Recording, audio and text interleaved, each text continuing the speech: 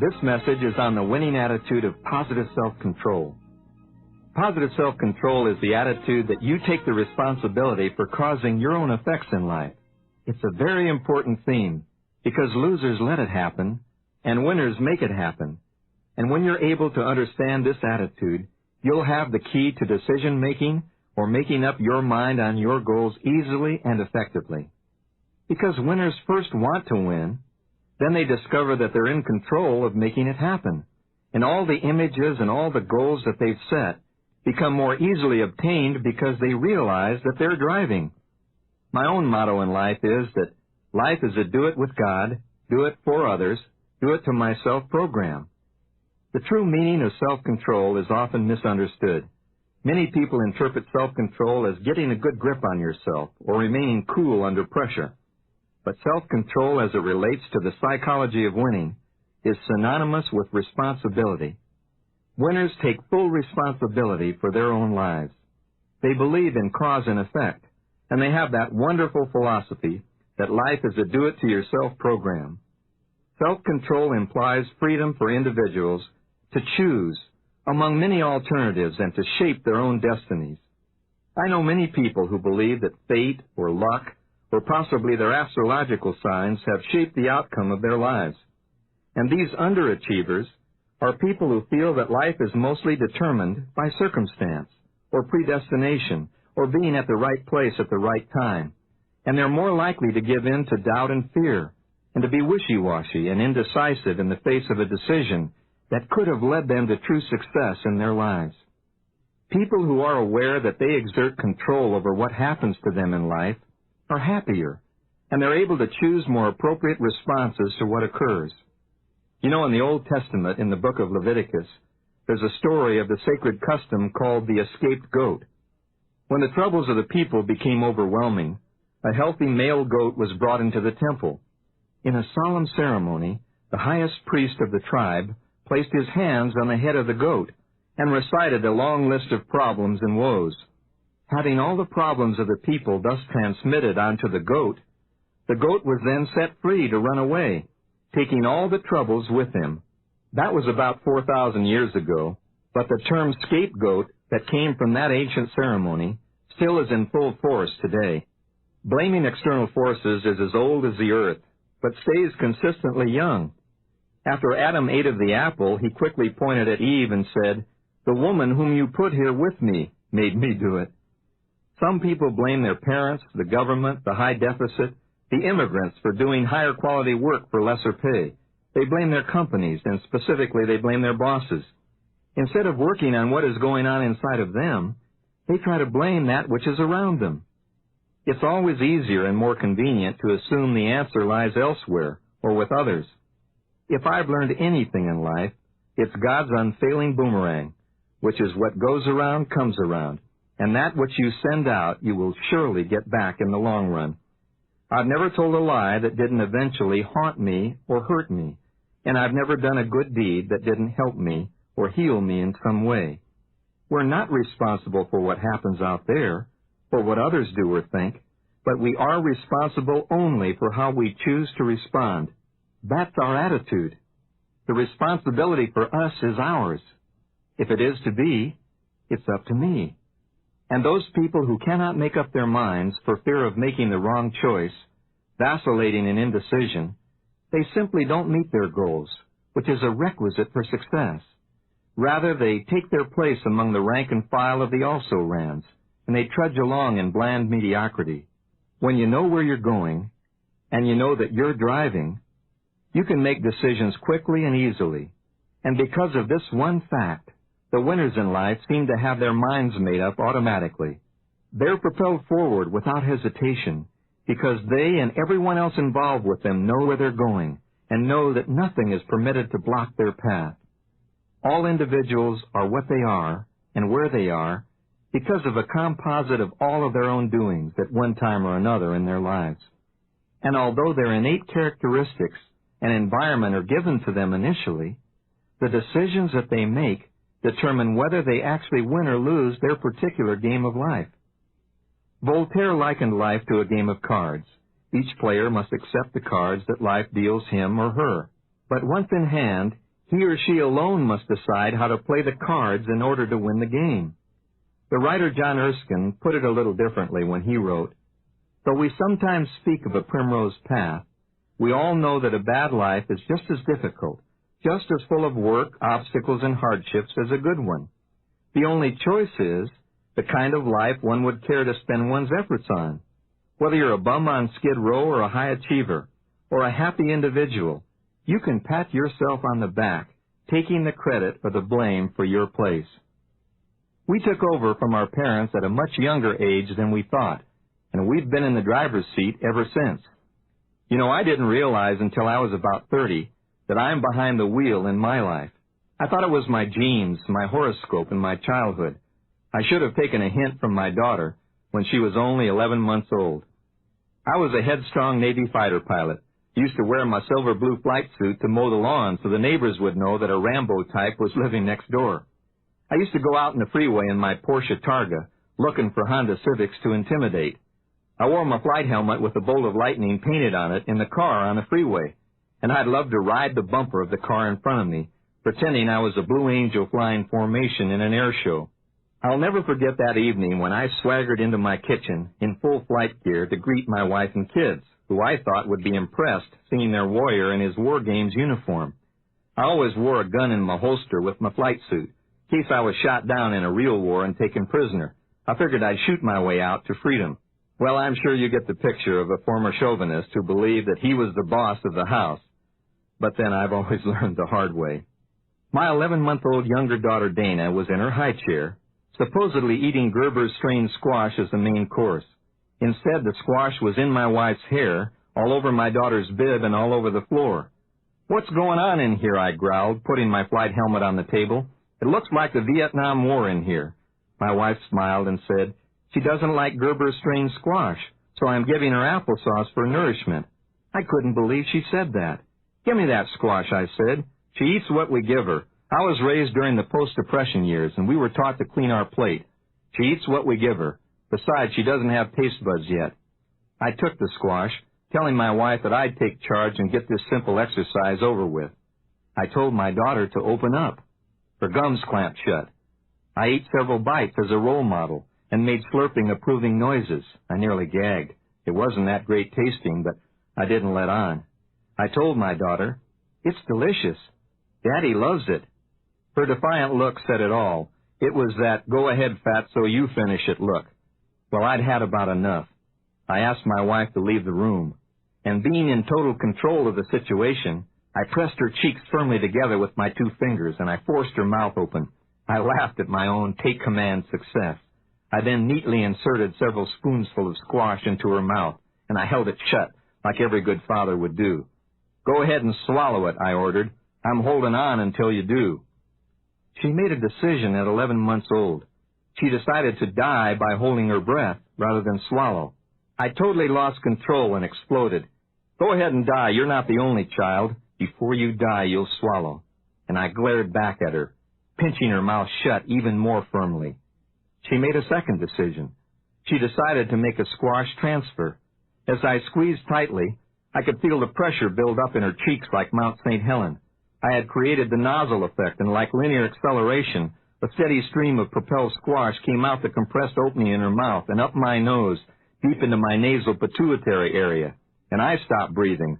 I bellowed like a bull and fell convulsing on the floor, in my flight suit. My wife, hearing the commotion, tiptoed back in and smiled sweetly. "What happened, Top Gun?" she said. I said, "Nothing. She doesn't like strained squash. Don't make a big deal about it."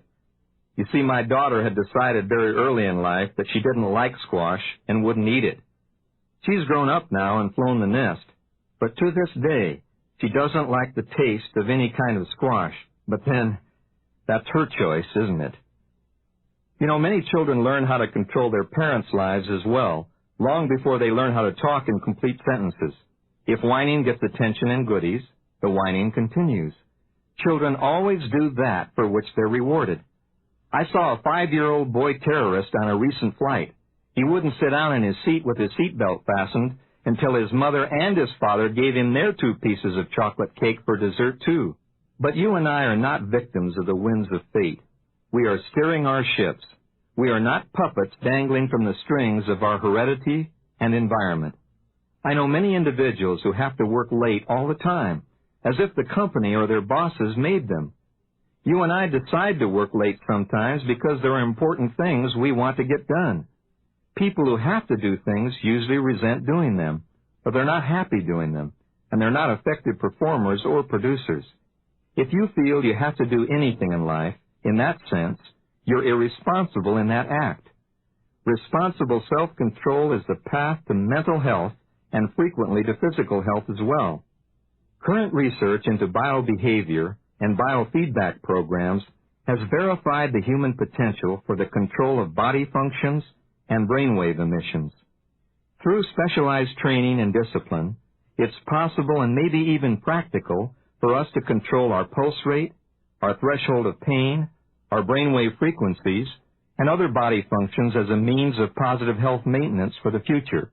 Today, clinics throughout the world are teaching people how to raise their body temperature to help prevent the onset of a migraine headache, how to dilate their arteries to permit a greater blood flow to the heart, and how to relax muscles and nerve endings.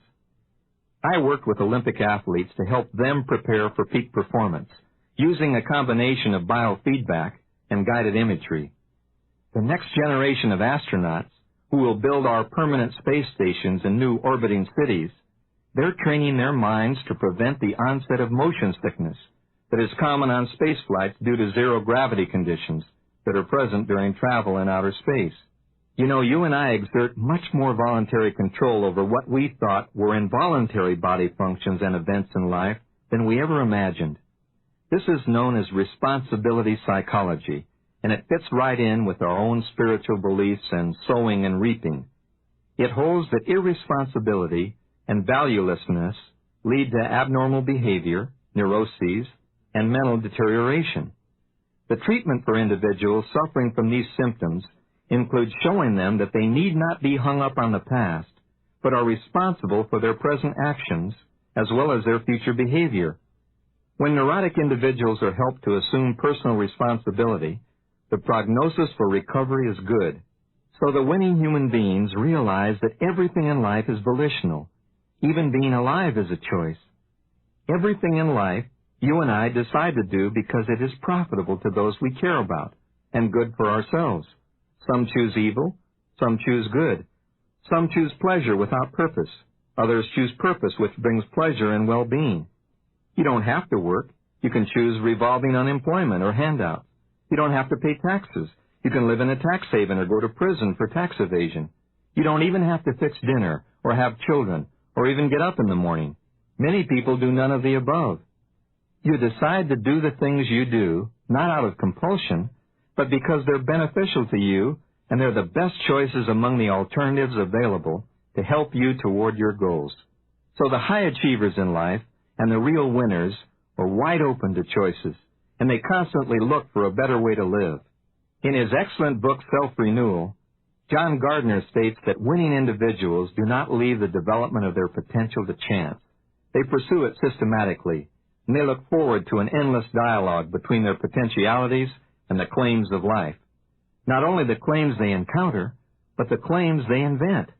And daily, thousands are finding that there's a bright new world out there to be discovered, and they're demonstrating the truth of Gardner's statement that we don't even know we've been in prison until we've broken out. We're not only victims of habit in a very real sense. Each of us becomes a prisoner of hundreds of restrictions of our own making. Teenagers have a strong need to conform to the standards of their group. While they may feel that their special way of grooming is an act of independence, on the contrary, their styles and activities adhere very strictly to the peer group code. Those who refuse to be responsible for their own deeds, looking to others for their behavior cues, they've not reached responsible maturity, and unfortunately, many adults spend their entire lives at this level of immaturity. As we grow into adulthood, we make decisions that progressively narrow our opportunities and alternatives. We select only a few friends out of the thousands with whom we rub elbows every day, and these friends are usually people with whom we agree, and thus we limit the input of fresh ideas. We choose our educational level, which in turn determines to a great extent our jobs and our associates, And from day to day, we seek the path of least resistance, comfortable in our safe, established ways. The responsible winners look to the shackles that they've placed on themselves by apathy and by lack of imagination, and in a moment of truth, they decry their predicament and make a declaration of independence. They assert their option to choose and assume their rightful role of personal responsibility. Famed anthropologist, sociologist, the late Margaret Mead, called personal responsibility our most important evolution, and the notion that we are the product of our environment, our biggest sin. You know, there should be a statue of responsibility standing in San Francisco Bay to match the Statue of Liberty, because there can be no liberty or freedom without responsibility. We will be free only as long as we can use freedom responsibly. The law of cause and effect is forever the ruler in our lives.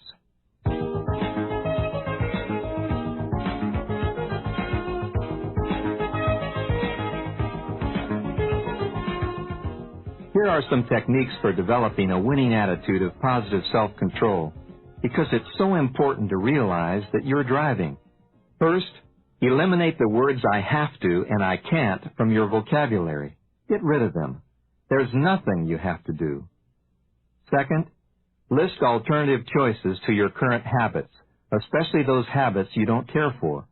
Put some new choices down on paper.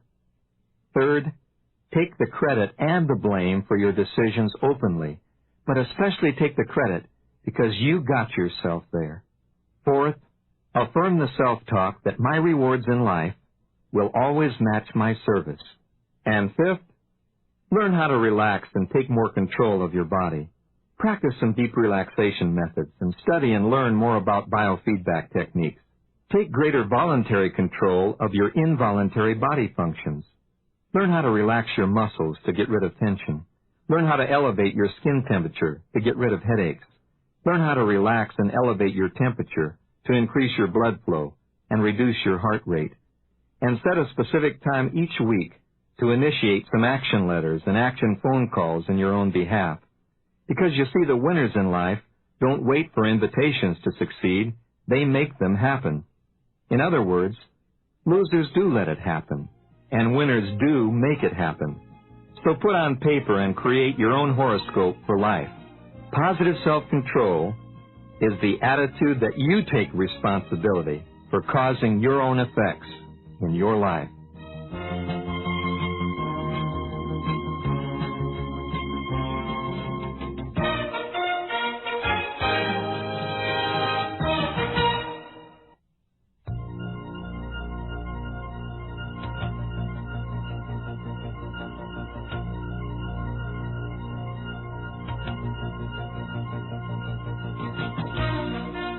A winning attitude of positive self-control leads to the action quality of positive self-discipline.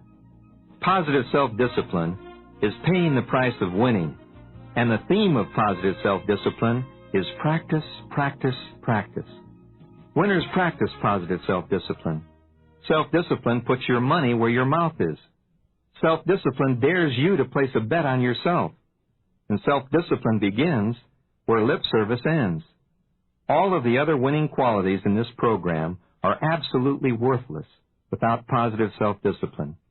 Because you may be motivated by desire, you may feel you're in control, you may expect to go to the moon, you may even imagine yourself on the moon, but you'll never even visit a NASA exhibit without persistent self-discipline. It all seems so simple. You tell your little robot subconscious achievement mechanism that you want a new self-image, and zap, just like a thermostat, up we go. Well, there's a little more effort involved because you've been like you are for some time now. In fact, most of your life. And every day, your actions and reactions usually confirm and support your current self-image. You see, you constantly talk to yourself every minute you're awake at about 600 to 800 words a minute, maintaining and justifying who you are today. This has been going on for years. Your little robot has matured into a whole control room full of some very big habits. And habits are the key, because habits start out as offhanded remarks, sometimes magazine ads or friendly hints, experiments, and like flimsy cobwebs with very little substance, They begin to grow, layer upon layer, thought upon thought, fused with imagination and emotion, until they become like unbreakable steel cables to shackle or strengthen our lives. Habits are the attitudes which grow from cobwebs into cables that control your everyday life. The theme of positive self-discipline is make winning your habit. Positive self-discipline alone can make or break a habit. Self-discipline alone can affect a permanent change in your self-image and in you.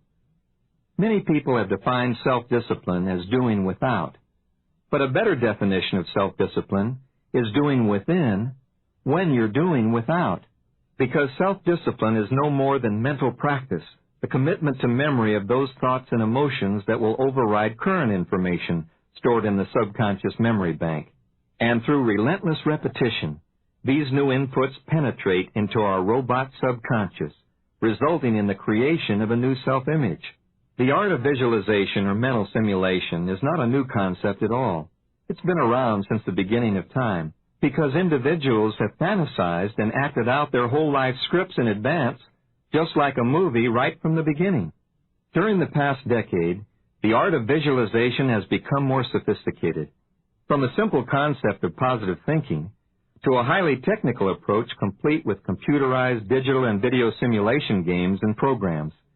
Current research confirms the incredible ability of the mind to achieve the currently dominant thought by instructing the body to carry out the vivid images of performance as if they'd been achieved before and are merely being repeated. One of the major reasons for many individuals failing to reach their goals is that they do not understand, and if they do, they're not willing to exercise the determination and self-discipline of practicing within when they're doing without. The keys to developing new attitudes, habits, and skills are 1. The commitment to memory, usually in a relaxed or meditating environment, those specific visualizations and accompanying emotions that can override current information stored in your subconscious robot. And 2, through relentless repetition, again, and again, the penetration and storage of these new inputs into your robot self-image, resulting in the creation of a brand new self-image about that particular act. True self-discipline is telling yourself over and over with words, pictures, concepts, and emotions that you are winning each important victory now. So the winners practice in and out of the office, and on and off the playing field. They learn new information, correct information, and then they visualize it, and they simulate each experience they want to achieve. Every winner I've ever met in every walk of life, male or female, young or old, uses the technique of visualization or mental simulation every day in his or her imagination. As former chairman of our Olympic sports psychology program, I met a world champion Russian figure skater, and she told me, "You know, Dennis, I rarely fall because I practice each sequence in my imagination at night with my eyes closed, and I could successfully perform my entire routine blindfolded without hesitation."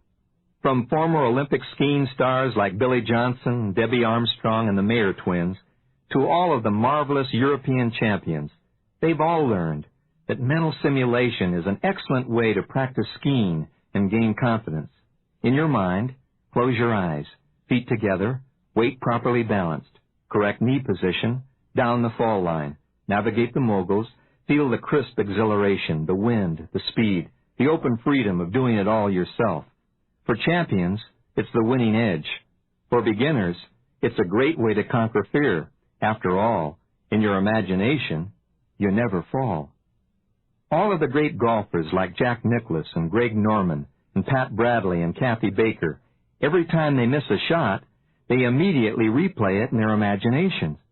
And tennis greats like Martina Navratilova and Boris Becker, they're simulation masters. You know, some time ago when Jack Nicklaus won the Masters golf tournament in his middle 40s, a veteran jockey was simulating while he watched Nicklaus and his son march up the 18th fairway toward the victory celebration and the coveted green jacket. As he watched the TV coverage, riding legend Willie Shoemaker said to himself, "If Jack Nicklaus can win the Masters at his age, then I can reach inside myself and win the Kentucky Derby one more time at over 50 years of age." the simulation once again came true as old Willie the Shoe stood in the real winner's circle in Louisville on Derby Day. So the winners in life simulate and practice winning. In other words, they take their successes and build on those. They practice as if they were first, even if their challenge is a first for mankind, because it gets to be a habit with them. The astronauts are the best living examples of winning self-discipline. I had the good fortune to study and observe the Apollo Moon Program astronauts, and I watched the crews playing Let's Pretend We're Going to the Moon. You see, no one had ever done it before. Who other than Jules Verne or Isaac Asimov really dreamed it possible? Astronauts spend years engaged in mental simulation. They practice bobbing up and down in a rubber life raft at sea, responding to the feeling of weightlessness so they'd be experienced in outer space. Then they went to the desert and practiced with a simulated lunar excursion module, as if they were landing it on the surface of the moon.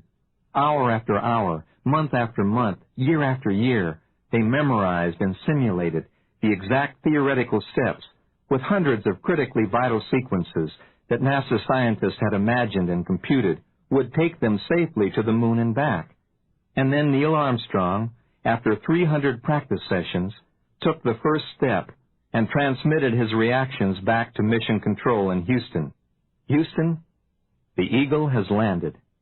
That's one small step for a man and one giant leap for mankind. But he also radioed back, it was beautiful, just like our drills. You know, I remember sitting next to a woman on a recent flight to Chicago who was making a weird, high-pitched humming sound with her eyes closed. I turned the overhead air nozzle on her face, and I asked her if she wanted me to call a stewardess to come to her aid. She retorted indignantly, "I beg your pardon. I'm an oboist for a symphony orchestra, and I'm practicing for tonight's performance." I thought that was weird, but she thought I was weird for interrupting her, and she said, "Now, if you'll excuse me, I'll continue the performance." Perhaps the most riveting example of winning self-discipline that I've ever seen has been exposed to you and me through the experience of our POWs returning from Vietnam. Through the joy and heart-rending tearful reunions with families those many years ago, did you come to understand the self-discipline in action? Did you hear or did you read about the prisoners' habit patterns in practice sessions during those 3 to 5 to 7 years of deprivation and boredom? What would you do if you were locked up with no end in sight? Would you sleep? Would you read? Would you do push-ups? Would you get depressed a lot? Would you feel sorry for yourself? Would you resent the folks back home? Or would you, as most of them did, make prison camp a self-improvement retreat? Several of our POWs made guitars out of wooden sticks and strings, and although their crude instruments made no sound at all, those who knew how to play practiced from memory, listening in their imaginations. They taught each other many new chords and finger positions and songs, and some POWs who had never held a guitar before are now accomplished flamenco guitarists. 7 years is a long time to practice. And other POWs at the Hanoi Hilton, they fashioned piano keyboards by taking a flat board and pencil sketching the keys' actual size. Although their Steinways were silent and unplayable, they practiced day after day and enjoyed their favorite selections. And others practiced typing on imaginary typewriters and came back at 40 words a minute without an error the first time they had ever typed on a real IBM typewriter. Physical fitness abounded in the prison camps. When there was nothing else to do, they did sit-ups. And one POW now holds the world's record, 4,500 sit-ups without resting. I'll never forget the story of Air Force Colonel George Hall, who played an imaginary round of golf every day during his 5.5 years as a POW in North Vietnam. In his 8x8 cell, in black pajamas and bare feet, Colonel Hall played his best rounds of golf. You see, he'd been a 4 handicapper back home at the club, which many shot in the middle 70s. But in his mind, he played every shot, every club. He teed up every ball. He replaced every divot. He pulled out the flag on the green. He studied the break and putted down. Every game he'd ever played well in the past, and every course he'd not yet played, but only seen on television.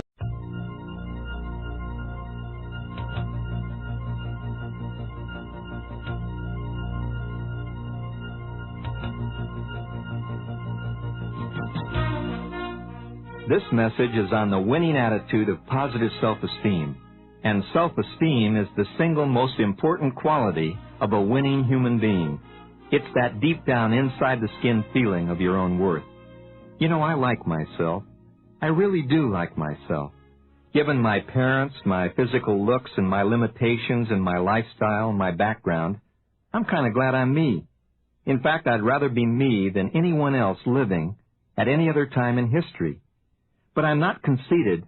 In fact, conceit is God's gift to shallow people. This positive self-talk is the verbalization of inner value of a winner. And positive self-talk is the key to developing positive self-esteem. The winners in life have developed very strong beliefs of self-worth and self-confidence. They weren't necessarily born with these good feelings, but as with every other habit, they learn to like themselves through practice. Some individuals are born with much more going for them at the start. They have wealthy parents or beautiful parents or talented and intelligent parents. And many children in their early years have been encouraged and nurtured by winning parents and outstanding teachers and coaches and friends who gave them early feelings of self-esteem. And this is perhaps the most important quality of a good parent and also in a good business leader, the positive encouragement of their children and employees toward the development of self-worth. But there's an amazing historical pattern that is almost contradictory, and that's the pattern that some of the offspring of the richest, most beautiful, most talented people have become losers or lazy, unable to live up to their heritage, unable or not caring enough to accept themselves or perform effectively in society on their own. This may be because they had so much going for them at the start that they developed no inner drive to take them forward. And yet some of the offspring of the most backward, discouraging beginnings have grown into outstanding winners and top achievers in every walk of life. Out of adversity can come greatness. In the losers and low achievers in life, an attitude of low self-esteem seems to be at the root of their problem. Recent studies of terrorists, skyjackers, and assassins of world leaders have shown that these aggressors are very likely to be loners with extremely low self-esteem, and the same is true with most criminals. It's been said that John Dillinger, the notorious criminal, ran into a farmhouse and repeatedly told the occupants, "My name is John Dillinger. My name is John Dillinger. I'm not going to hurt you. I just wanted you to know that my name is John Dillinger." A terrorist with no positive inner values and a fanatic disregard for others, driven by hate instead of love, feels he has to kill important leaders or innocent bystanders to make a media event and feel worthy of attention. What a terrible, pathetic tragedy. And thieves lacking in self-esteem steal others' belongings to make up for their own lack of values and inadequacies. And child abusers and wife beaters, they hide behind an angry mask of aggression to intimidate those vulnerable family members that gives them as bullies a false sense of power. But people like Golda Meir and Madame Curie and Benjamin Franklin and Thomas Edison and Mother Teresa and Jonas Salk all have mentioned early feelings of worth and of their desire to pass their valuable service on to others. The studies of high-performance individuals verify again and again that positive self-esteem is the key ingredient. Studies of business managers and sales personnel attest to the same ingredient. Salespeople who doubt their own self-worth have only temporary success, if they ever even get off the ground. And managers lacking in self-esteem seem to plateau very quickly or become paper shufflers. But the real top producers in business always seem to feel good about themselves because they realize that the measure of success in life is not so much based on the external conditions as it is with the deep-seated belief in one's own worth. Of all of our judgments through life, none is more important than the estimate we place on ourselves, according to our own internal standards. To develop an even higher degree of positive self-esteem, winners learn to understand that self-development is a lifetime program. As we were growing up, many of us played an inferior role to the adults in our lives. We were told what to do and what not to do. We were constantly reminded of our shortcomings, and we were told, don't always interrupt, and children should be seen and not heard. You're not old enough to do that. Here, let Dad show you how it's done. This bombardment can take its toll and can grow into the troubled teens and the generation gap if it's practiced continually. The low achievers in life seem to water and cultivate the early seeds of inferior feelings with their own imaginations, and they develop strong, prickly weeds which stick and irritate them for many years to come. You know, I've read about a native tribe in South America whose people have been dying prematurely of a strange malady for many generations. It was finally discovered that the disease was caused by the bite of an insect, which lives in the walls of their adobe homes. The natives have several possible solutions. They can destroy the insects with an insecticide. They can destroy and rebuild their homes. They can move to another area where there are no such insects. Or they can continue to live and die early, just as they have done for generations. And you know, they've chosen to remain as they are and die early. They've taken the path of no change and least resistance. And many people in life have a similar attitude about personal development. On the one hand, they know that learning brings about change, but on the other hand, they seem to resist change.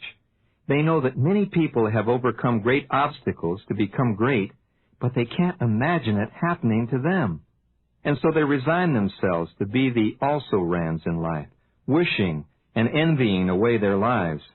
These low achievers learn the habit of concentrating on their failures and all the negative events in their lives, with self-talk that seems to reinforce this losing cycle. Because they're controlled by external standards that have been set by others, they often set their sights too high to begin with, and as they fail to reach their goals again and again, these failures become set in their subconscious self-images as actual targets and real goals of their own. This explains why so many well-meaning people have what I like to call permanent potential. In other words, they almost succeed over and over again, having only temporary or fleeting success, which fails to materialize into any solid lifestyle at all. It's also interesting to note that the blowhards in life, the ones who yell the loudest for service and try to get your attention, are really calling for help because of low self-esteem. What they're really shouting is, "Help! Look at me, please." There's also a growing tendency today among many individuals to display an array of expensive possessions and outward trappings of affluence. This concentration on status symbols is more likely to say to others that the owner is actually lacking in self-esteem, rather than the fact that he's rich. It's possible that only those with a strong sense of self-worth can afford to display a modest image to the community, and they usually do. But there's another side to modesty. Humility is serving others with value. Humiliation is when you tear yourself down in the process. Many people are prevented from using their talents because they live under the mistaken belief that it's wrong to be competitive, even as a means of testing their inner abilities and develop skills. They've become fanatic in their cry that it's wrong to be rich. They have the notion that it's noble to be poor, and that poverty leads to spiritual purity. They rationalize from the scriptures that money is the root of all evil, not realizing that they're misquoting the timeless wisdom, that the love of money is the root of all evil. When money, power over others, and personal gain are the major goals in life, then moral and economic crises are not far behind, not only for the individual, but for the entire society. You see, wealth is only a source of happiness when it's employed to do good for others. If you are developing a lifestyle that is pleasing and inspiring to yourself, and if your efforts are setting a healthy example for those who look to you for guidance and encouragement, then you are indeed a wealthy person. But lest you get the wrong impression, I see nothing wrong at all in being extremely financially successful. In fact, that's what free enterprise and the psychology of winning are all about. We should have the right to earn as much as we're willing to work and create for, by providing products or services that benefit as many people as we can. And there's the key, that benefit others, not exploit them, not cater to their insecurities, to their sexual perversions or their obsessions. Financial resource is behind every scientific breakthrough, every medical technology, every industry, every book we read, and every job we have. Financial wealth is the harvest of our collective and individual productivity, and I believe in enjoying the fruits of my labors without guilt. Quality in everything is what we should invest in. It demands the highest price because it's made to function properly and to last a long time. To establish true self-esteem, we must concentrate on our own successes and forget about the failures and the negatives in our lives. The child's view must be recognized as just that, as serving a purpose in the early years, but dropping aside as we mature. Instead of comparing ourselves to others, we should compare ourselves with our own abilities, our own interests, and our own goals. And we can make a conscious effort to upgrade our lifestyle and pay more attention to personal appearance and personal habits. To develop more self-esteem, we need to base more of our actions and more of our decisions on rational thinking rather than on emotions. Emotions are the automatic product of subconscious integration, and they're passive and reactive in nature. To respond to the daily experiences and challenges of life by reacting emotionally is to nullify the wisdom and the power of the rational mind. The real winners are able to enjoy their emotions like children, probing the depths of love and excitement and joy and compassion. But the winners make the decisions that shape their lives through logic and common sense. And marriages today, of course, would be a lot stronger if they were entered into intelligently as well as emotionally.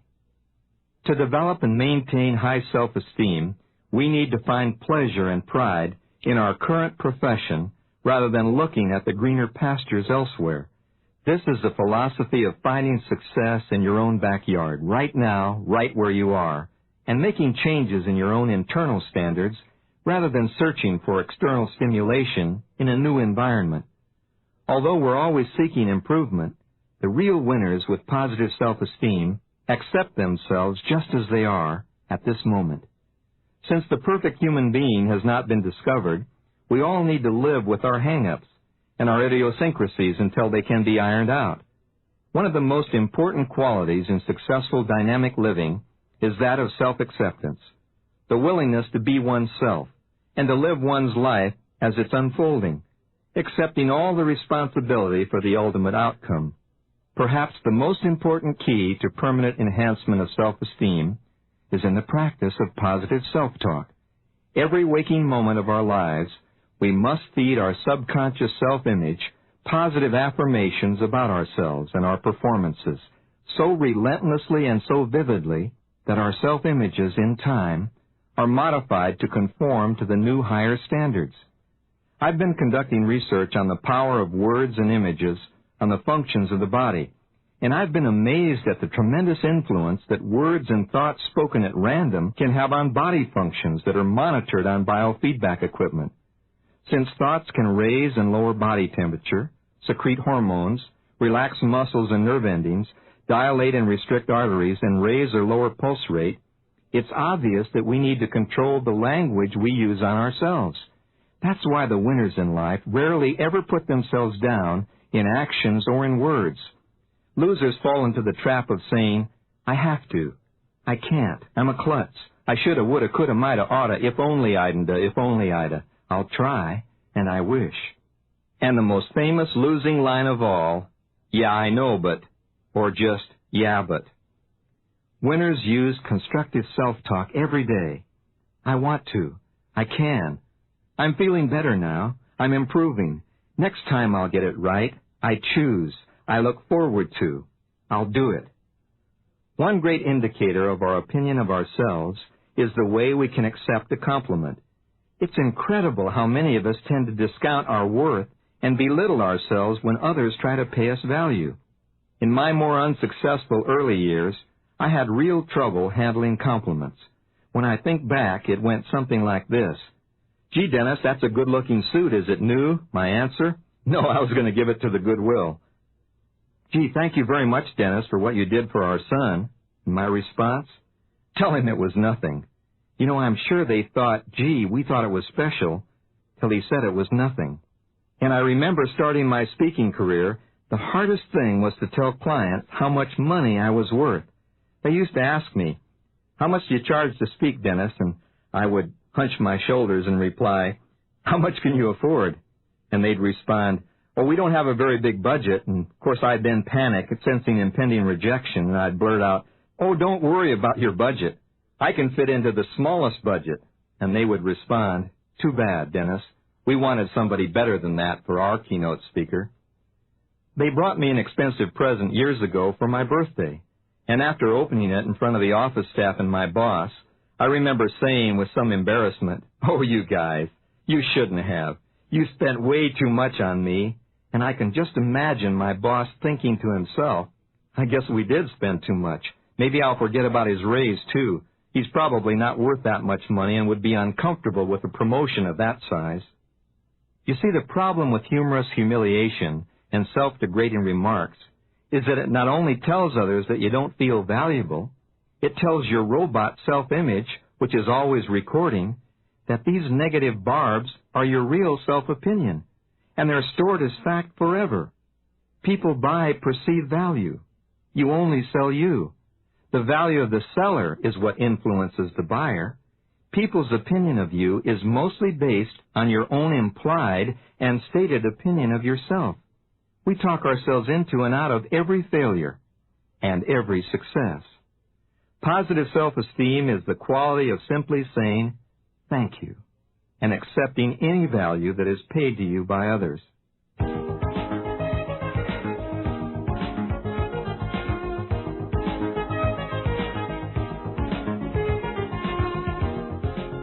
Now let's review a few basic reminders that will keep your self-esteem up in the winning cycle. First, keep your self-talk affirmative in your business and at home. Because remember, your robot is recording every word. Second, accept all compliments with thank you. Third, dress and look your best at all times. Fourth, enjoy volunteering your own name first in initiating phone calls and in meeting new people. Fifth, develop the habit of sitting up front in seminars and meetings. Sixth, walk tall in a relaxed but faster pace. You know, winners really do because they know where they're going. Seventh, accept and enjoy yourself right now. Feel good when you indulge in some selfish activity that pleases just you. Eighth, set your own internal standards. Don't compare yourself to others. Ninth, keep a self-development plan ongoing at all times. Read, listen to cassettes, put down on paper the knowledge you'll require, the behavior modification you'll achieve, and the changes in your life which will result. And 10th and finally, remember the deep down feeling of your own worth is the single most important winning quality. Not just pride in what you've done, but the real joy of being just who you are right now.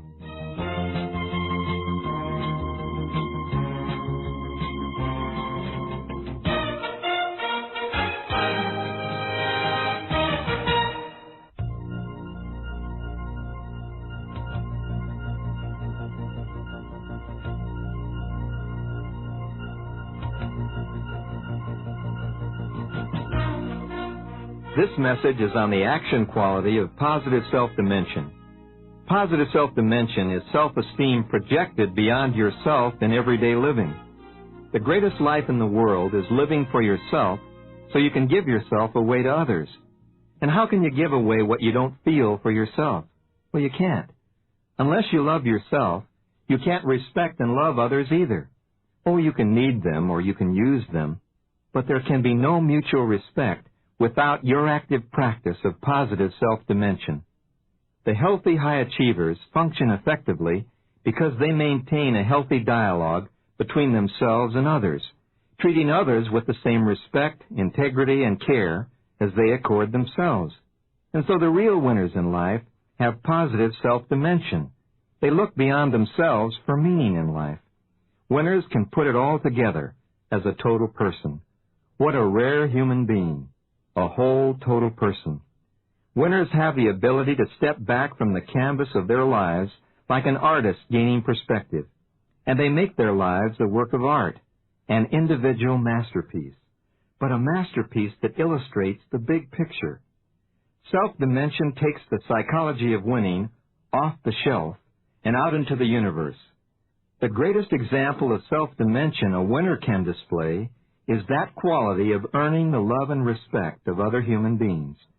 The real psychology of winning in life does not mean cutting the legs off or standing victoriously over a fallen enemy, because winning self-dimension is extending a strong hand to one that is reaching or groping or just trying to hang on. The winners know that there will be no lasting peace on earth until there is a piece of bread in every mouth. Winners create other winners without exploiting them. They plant shade trees under which they know they'll never sit.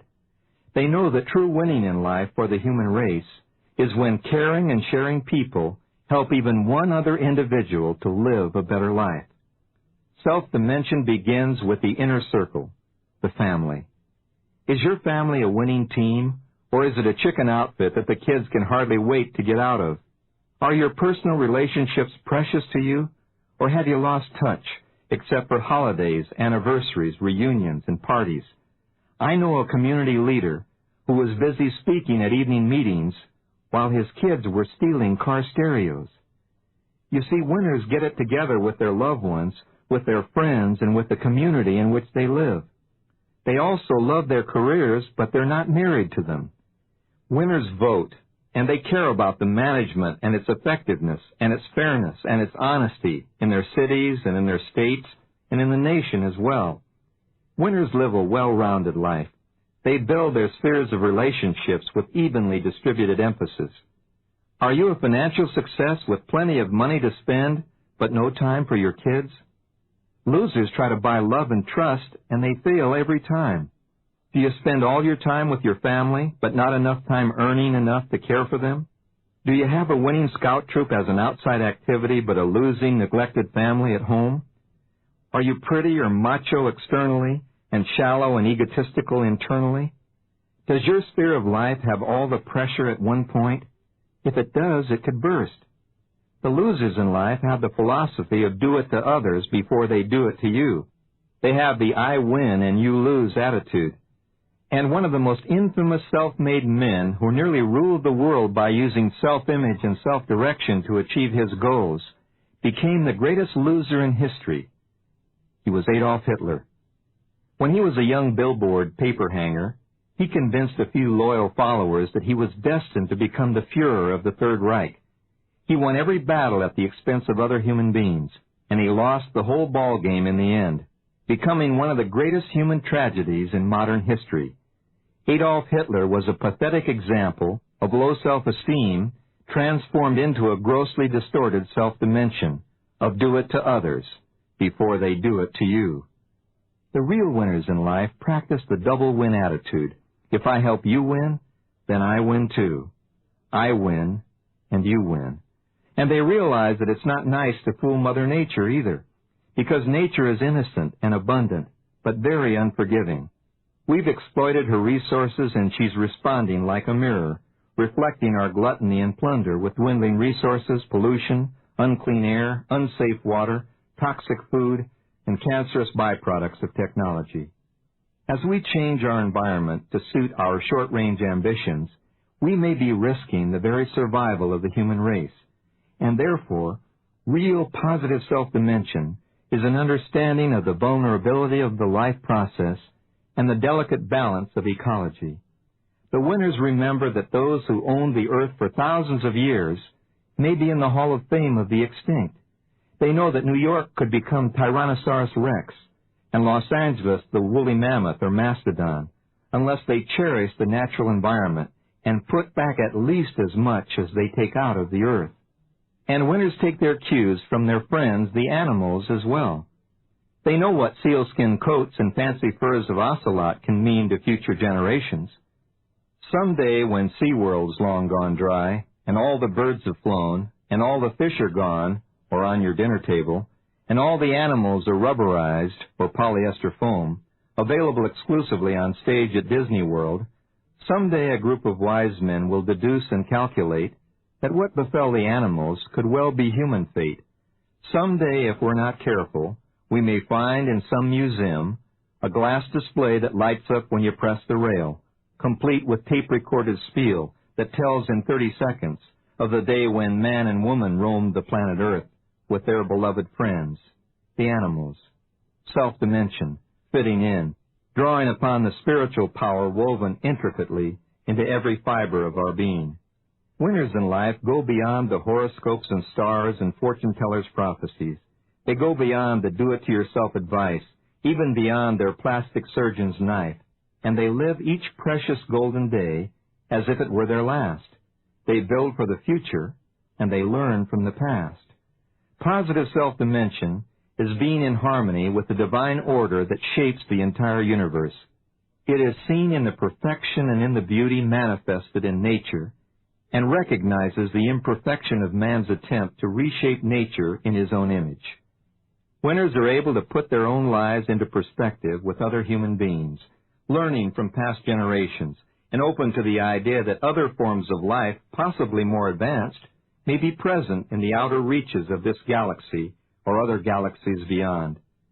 Winners with their positive self-dimension, most importantly, have a keen awareness of the value of time, which once spent is gone from their lives forever. Winners seem to understand the concept which I call close encounters of the fourth kind. Close encounters of the fourth kind have nothing to do with UFOs or Star Wars. The fourth dimension is time, and time is forever the ultimate ruler in each of our own lives. When we were children, time stood still. It took forever for Christmas and summer vacation to arrive. Our 21st birthday was always way out in the future, and then it came and went. A close encounter of the fourth kind is a life experience in which you come face to face with the reality that there are no timeouts, no substitutions, no replays. That it's not a rehearsal or a practice game, but it's truly the Super Bowl, World Cup, or big game every day. And this is not merely a cliche with the winner. It's a sobering understanding that the clock never stops. Your encounter may be a near miss on the freeway. It could be the loss of a close friend or a serious illness in the family, or something as simple as a high school or college reunion, or an encounter with an old family photo album, or even a new look at yourself in your own bathroom mirror. I went to my 30th high school reunion not too long ago, and it was a sobering experience. If you haven't been to your own 20th or 30th high school reunion, don't go. They're close encounters of the worst kind.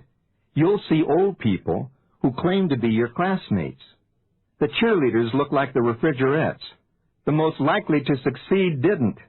The curly-headed guy in my English class is as bald as Marvelous Marvin Hagler or Telly Savalas. The shy girl in my speech class is a trial attorney. The guy who was afraid of heights is an astronaut. It just doesn't compute anymore. All my old friends had to look at my name tag with their reading glasses on, and they still couldn't put the name with the face. I told them all I travel a lot and get jet advance instead of jet lag. Winners learn from each of these close encounters.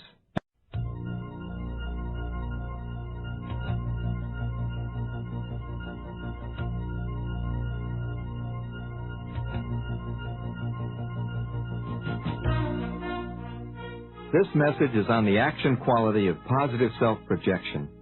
The winning attitude of positive self-awareness is transformed into action through positive self-projection. You know, winners in life are walking, talking examples of positive self-projection. You can always spot a winner when he or she first enters a room. Winners project a kind of aura about them. They have an unmistakable presence. They have a charisma which is disarming and radiating and magnetic. They project that warm glow that comes from inside out.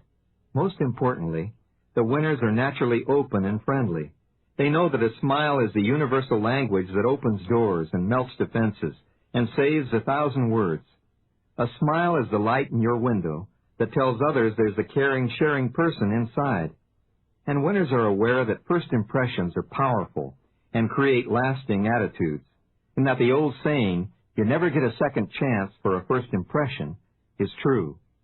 They understand that interpersonal relationships can be won or lost in about the first 4 minutes of conversation. Winners have learned through experience that fairly or unfairly, people project and respond to a visceral or gut-level feeling which is nearly instantaneous. Many careers and top jobs in sales and other important transactions are decided very early in the interview or negotiation. Winners know that everyone projects and receives through a different encoding and decoding system, as if each of us had his own satellite receiver, with no one else tuned in on his exact channel or wavelength. Therefore, the winners in life realize that the best they can hope for in the communication process with others is for a common level of understanding profitable to the other person or the rest of the group. That's the best they can hope for. There are some fundamental consistent patterns that winning human beings follow in this practice of positive self-projection. First, winners always look like winners, at their best. They know the clock is always running, that the bird of time is on the wing, and they feel that since there's no time to lose, why not put their best foot forward? Winners respect the fact that we as people usually project on the outside how we really feel about ourselves on the inside. For example, when we aren't feeling well physically, we don't seem to look as well at the skin or surface level either. And correspondingly, when we don't feel good about ourselves emotionally or mentally, we don't seem to make a very good impression with our looks, our personal grooming, or clothing habits. Studies have shown the definite correlation between looking good and success in life. A recent Harvard study pointed out that people who feel unattractive as judged by themselves and their peers tend to suffer from feelings of loneliness and rejection and isolation. And school children who look good are actually treated better not only by their classmates, but by their teachers as well. The term good-looking, as we're using it here, doesn't necessarily mean beautiful or handsome like a movie star, because other studies have shown that some of the most beautiful young people physically are less satisfied, less well-adjusted, and less happy in later life. But what can we learn from these insights? First, while we have no choice over the genes that we've inherited, and thus are stuck with our general shape and our structure and our skin, it's to our advantage to take care of our health and appearance and to do what we can to enhance what we've got, because like it or not, we'll be judged by our looks with an instant and lasting impression. And second, since we behave according to the way we think we look rather than the way we actually look to others, those of us who can learn to be fairly satisfied with our features are way ahead of the game as far as being real winners in the game of life. In today's cosmetic, chemical, and plastic society, there's a real need for internal value when we consider the true meaning of positive self-projection. We seem to be taking a good thing, which is doing the best with what we've got, and going overboard with self-indulgence in an attempt to buy the fountain of youth or superficial happiness. We know, of course, that the kind of house, car, clothing, and possessions that we show off to the world is our attempt to tell others who we are. But more important than telling others who we are is that our expressed standards of living serve to remind us ourselves who we are. But in today's world of easy credit, in what some have called the plastic age because of the flood of credit cards and the ease with which they can be obtained and used, anyone can arrange to display a sports car or a powerboat or a motorhome in front of his or her home. But the true winners project success without flaunting it. The winners may not always be able to afford to buy the very best and most expensive of everything, but they always do the very best with what they've got and with what they can afford, knowing that the world is looking. So we don't have to be rich or spend a fortune to project the look of a winner. All it takes is a little extra effort and time in personal grooming. A good appearance is the way to stop people who are important to us and gain their attention long enough to project our inside value, kind of like a good book among the thousands available on the bookshelf. Another important point in winning self-projection is the way in which we introduce ourselves to others. It sounds so basic, almost silly. Winners in nearly every first encounter, whether in person or by telephone, lead by giving their own name first. Hello, my name is Denis Waitley. As simple as it may seem, by stating our own name up front in a positive, affirmative manner, we're projecting self-worth and giving others immediate reason to accept us as someone important to remember. Winners get in touch by extending their hand first, knowing it's a time-proven way of paying value and respect to others. And along with the warm handshake, winners use direct eye contact and a warm, open smile to project interest in communication. Nothing marks the loser so clearly as shifty, wandering eyes, unable to look straight into our own, but looking down in a way as if to say, I can't be straightforward with you because it's too uncomfortable. And nothing marks a winner so clearly as a relaxed smile and a face that volunteers his or her own name and enjoys it while extending his or her hand to yours and looking directly into your eyes. Winners learn the art of projecting themselves through active listening. Once they introduce themselves, they become the listeners. They know that listeners learn a great deal, while talkers learn nothing. That's why we have 2 eyes, 2 ears, and only 1 mouth, so we can observe and listen more than we talk. And winners ask questions when they do speak. They draw the other person out. They ask for examples. They ask for feedback. They ask others to put it in other words, and they feed back what others have said for clarity and understanding.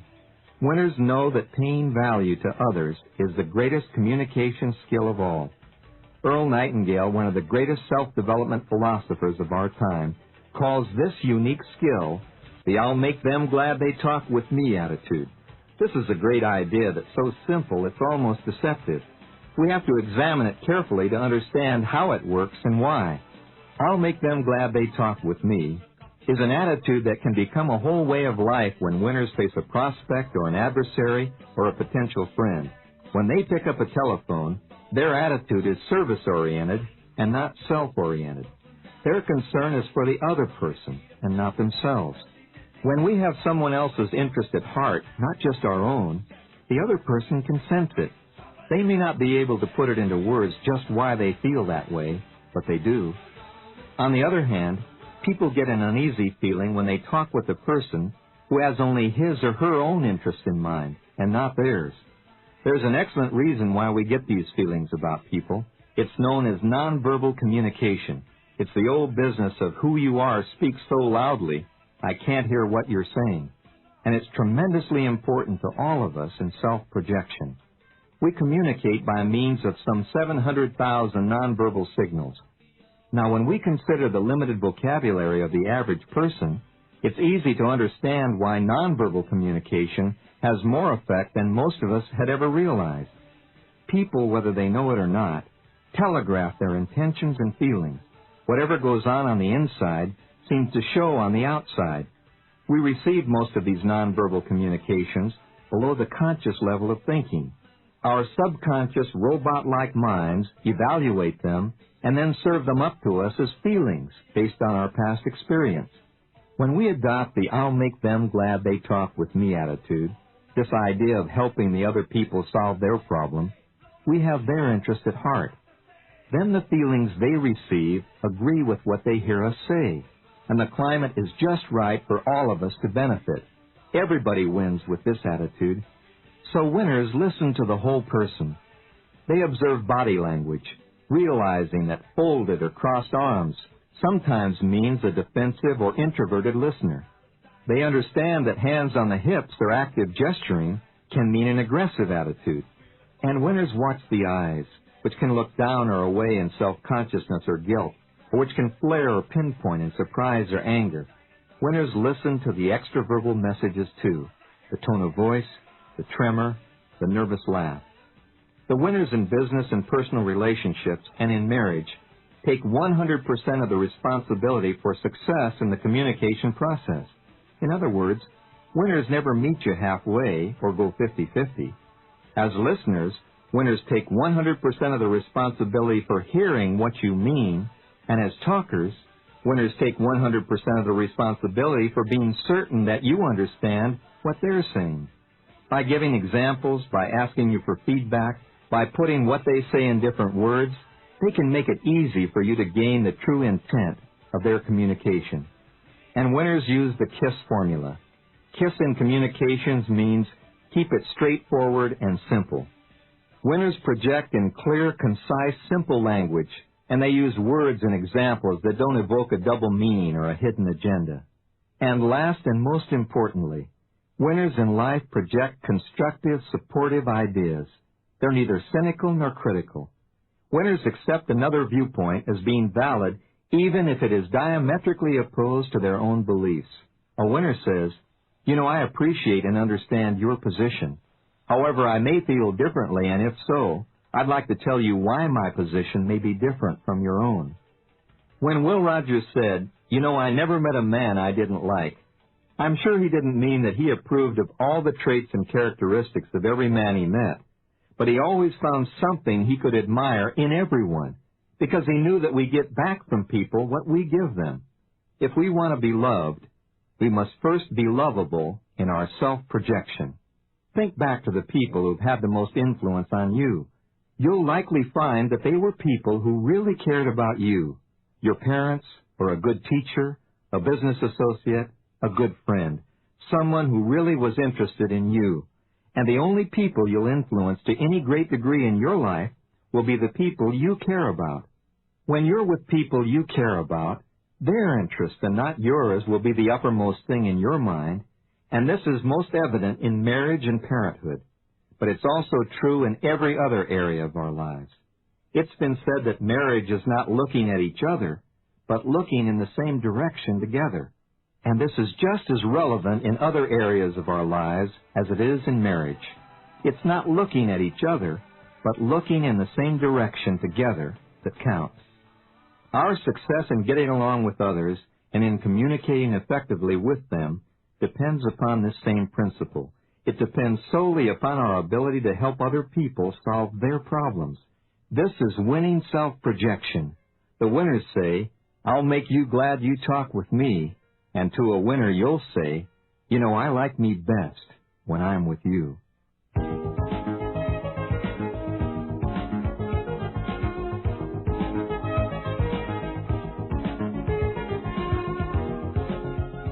The true psychology of winning is gained in projecting the 10 qualities of the total winner. Number 1, project an attitude of positive self-expectancy. Be optimistic and enthusiastic about yourself. Remember the basis for psychosomatic health, that life is a self-fulfilling prophecy, and that the body manifests what the mind harbors. Look at problems as opportunities. Since you usually get what you expect in life, expect the best for you. Number 2, project that action quality of positive self-motivation.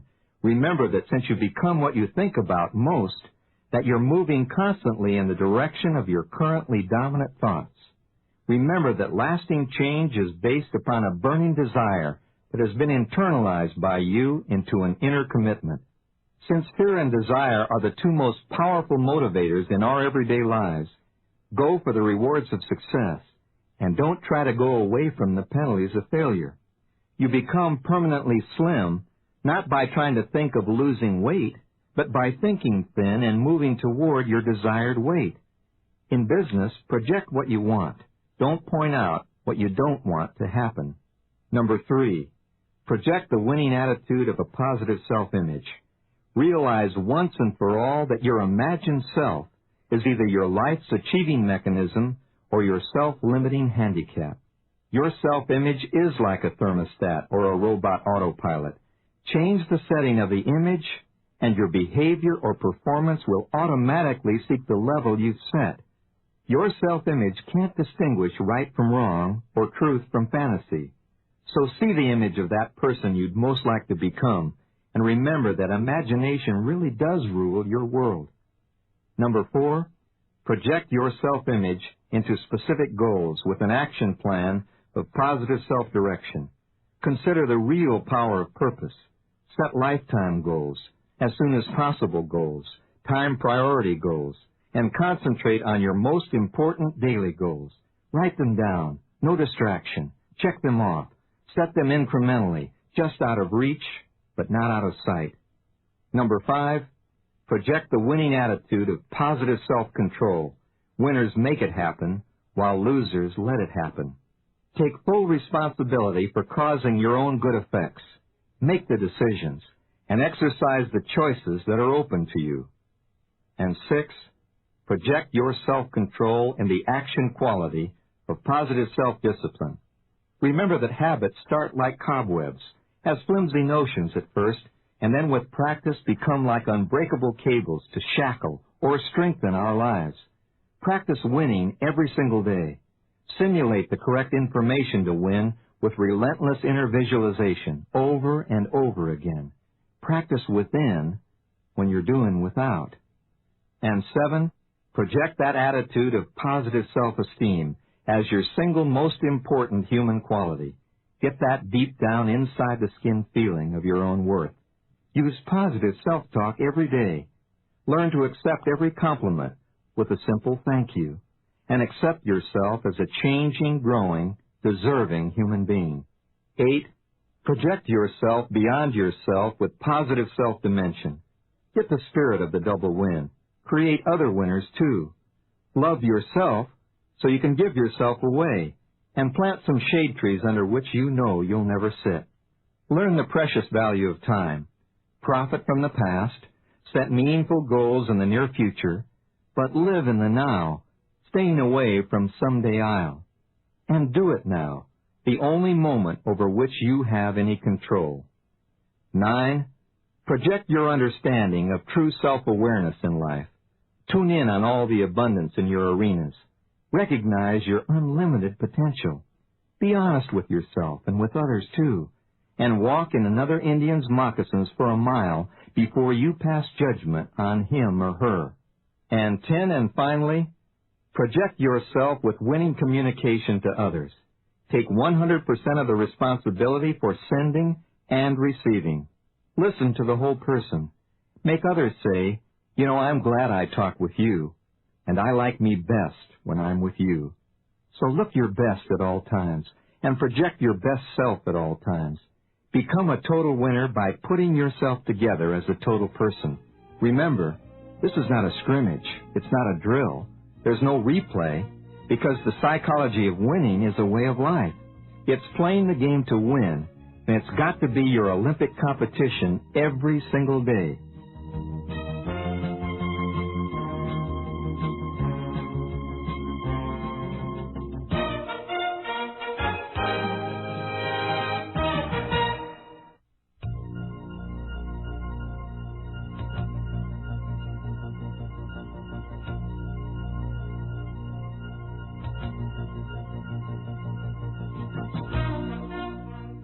This message is on the action quality of positive self-projection. The winning attitude of positive self-awareness is transformed into action through positive self-projection. You know, winners in life are walking, talking examples of positive self-projection. You can always spot a winner when he or she first enters a room. Winners project a kind of aura about them. They have an unmistakable presence. They have a charisma which is disarming and radiating and magnetic. They project that warm glow that comes from inside out. Most importantly, the winners are naturally open and friendly. They know that a smile is the universal language that opens doors and melts defenses and saves 1,000 words. A smile is the light in your window that tells others there's a caring, sharing person inside. And winners are aware that first impressions are powerful and create lasting attitudes, and that the old saying, you never get a second chance for a first impression, is true. They understand that interpersonal relationships can be won or lost in about the first 4 minutes of conversation. Winners have learned through experience that fairly or unfairly, people project and respond to a visceral or gut-level feeling which is nearly instantaneous.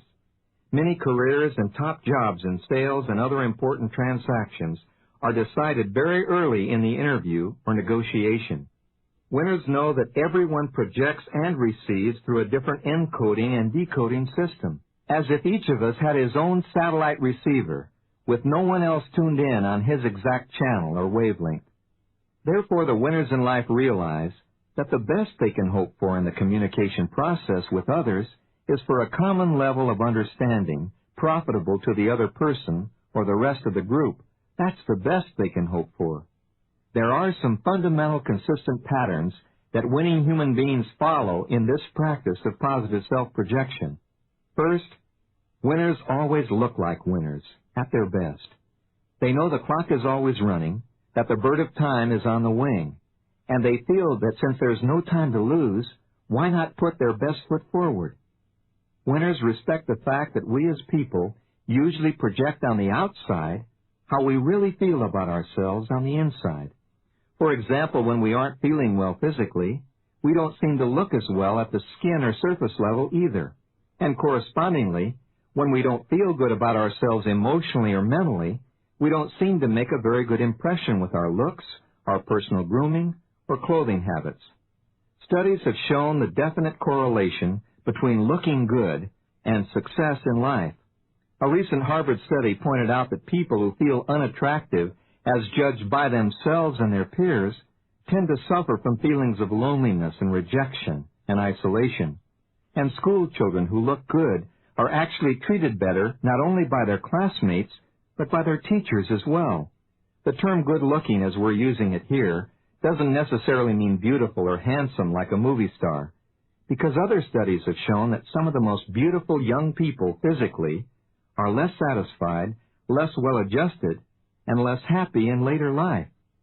But what can we learn from these insights? First, while we have no choice over the genes that we've inherited, and thus are stuck with our general shape and our structure and our skin, it's to our advantage to take care of our health and appearance and to do what we can to enhance what we've got, because like it or not, we'll be judged by our looks with an instant and lasting impression.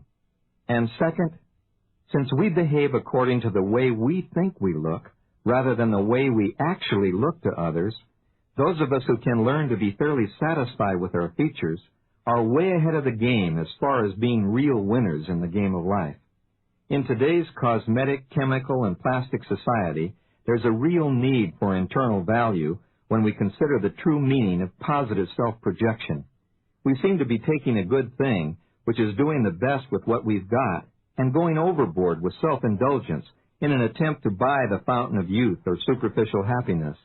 We know, of course, that the kind of house, car, clothing, and possessions that we show off to the world is our attempt to tell others who we are. But more important than telling others who we are is that our expressed standards of living serve to remind us ourselves who we are. But in today's world of easy credit, in what some have called the plastic age because of the flood of credit cards and the ease with which they can be obtained and used, anyone can arrange to display a sports car or a powerboat or a motorhome in front of his or her home. But the true winners project success without flaunting it. The winners may not always be able to afford to buy the very best and most expensive of everything, but they always do the very best with what they've got and with what they can afford, knowing that the world is looking. So we don't have to be rich or spend a fortune to project the look of a winner. All it takes is a little extra effort and time in personal grooming. A good appearance is the way to stop people who are important to us and gain their attention long enough to project our inside value, kind of like a good book among the thousands available on the bookshelf. Another important point in winning self-projection is the way in which we introduce ourselves to others. It sounds so basic, almost silly. Winners in nearly every first encounter, whether in person or by telephone, lead by giving their own name first. Hello, my name is Denis Waitley.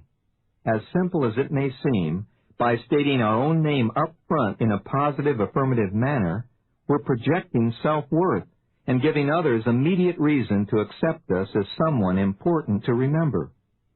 Winners get in touch by extending their hand first, knowing it's a time-proven way of paying value and respect to others. And along with the warm handshake, winners use direct eye contact and a warm, open smile to project interest in communication. Nothing marks the loser so clearly as shifty, wandering eyes, unable to look straight into our own, but looking down in a way as if to say, I can't be straightforward with you because it's too uncomfortable. And nothing marks a winner so clearly as a relaxed smile and a face that volunteers his or her own name and enjoys it while extending his or her hand to yours and looking directly into your eyes. Winners learn the art of projecting themselves through active listening. Once they introduce themselves, they become the listeners. They know that listeners learn a great deal, while talkers learn nothing. That's why we have 2 eyes, 2 ears, and only 1 mouth, so we can observe and listen more than we talk. And winners ask questions when they do speak. They draw the other person out, They ask for examples. They ask for feedback. They ask others to put it in other words, and they feedback what others have said for clarity and understanding. Winners know that paying value to others is the greatest communication skill of all. Earl Nightingale, one of the greatest self-development philosophers of our time, calls this unique skill the "I'll make them glad they talk with me" attitude. This is a great idea that's so simple it's almost deceptive. We have to examine it carefully to understand how it works and why. "I'll make them glad they talk with me" is an attitude that can become a whole way of life when winners face a prospect or an adversary or a potential friend. When they pick up a telephone, their attitude is service-oriented and not self-oriented. Their concern is for the other person and not themselves. When we have someone else's interest at heart, not just our own, the other person can sense it. They may not be able to put it into words just why they feel that way, but they do. On the other hand, people get an uneasy feeling when they talk with a person who has only his or her own interest in mind and not theirs. There's an excellent reason why we get these feelings about people. It's known as nonverbal communication. It's the old business of who you are speaks so loudly, I can't hear what you're saying. And it's tremendously important to all of us in self-projection. We communicate by means of some 700,000 nonverbal signals. Now, when we consider the limited vocabulary of the average person, it's easy to understand why nonverbal communication has more effect than most of us had ever realized. People, whether they know it or not, telegraph their intentions and feelings. Whatever goes on the inside seems to show on the outside. We receive most of these nonverbal communications below the conscious level of thinking. Our subconscious robot-like minds evaluate them and then serve them up to us as feelings based on our past experience. When we adopt the "I'll make them glad they talk with me" attitude, this idea of helping the other people solve their problem, we have their interest at heart.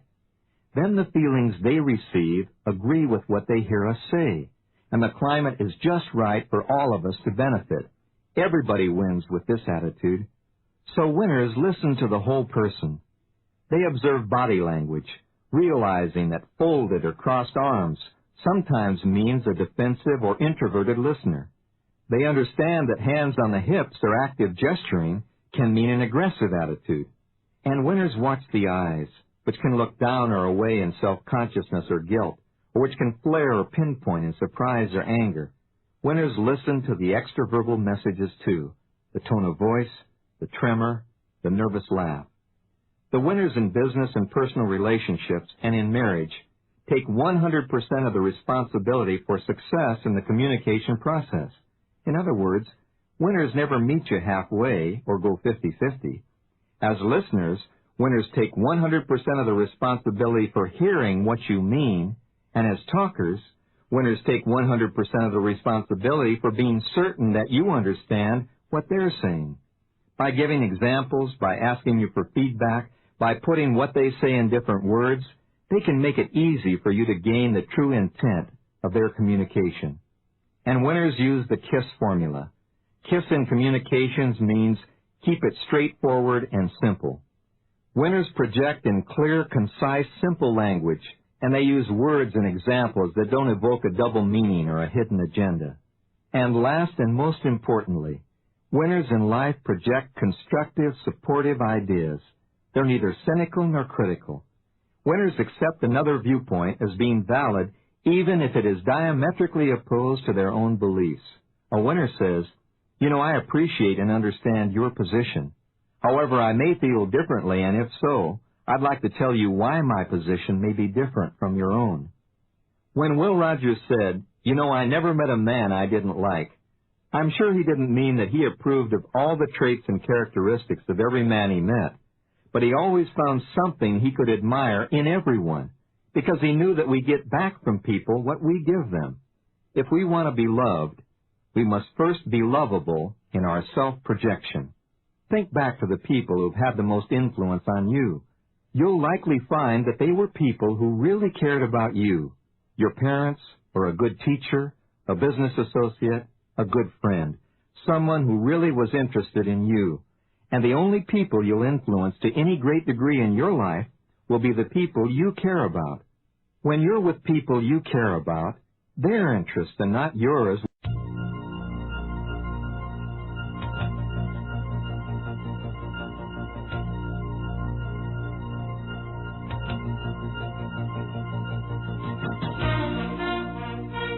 As we enter the final few staging years that will launch us into the 21st century, I've never been more excited about our opportunities for winning the game of life. Winning in the 21st century will feature champions of cooperation rather than champions of competition. It's painfully true that strong national strength and defense considerations will continue, and these to prevent intimidation by dictatorships and terrorists, to assure access to world communication and transportation routes, and vital strategic resources. However, the survival of the fittest philosophy will give way to the survival of the wisest philosophy, and that's one of understanding and reason and mutual benefit agreements among all the nations of the world. Why then my unbounding optimism in the face of all this international and domestic turmoil? Well, the answer is simple. We must help each other win right now. Our very survival as a society depends upon it. There's no other option. There are too many people who affect each other's lives, too few resources, too many births, too little time, and too delicate a balance between technology and nature to ever produce winners in isolation today. We as individuals are a vital but single organ of a larger body of human beings in the world. It's as if we all feed off the same main artery for our life's blood supply, and indeed we do. At a time when lifespans in our more advanced nations are fast approaching 80 years, millions of individuals in underdeveloped nations never reach puberty because of starvation and disease. And just when we thought we could bank on early retirement with plenty of leisure pursuits as a result of our super high standard of living, along came the Asian nations, hungry, willing, and able to produce higher quality products at lower costs for lower pay. Thus, they knocked our competitive socks off and forced us to buy more imported goods than we could sell as exports. The huge balance of trade deficit is the harvest. And this means that we in the West will have to work longer, harder, smarter, better, and for less money.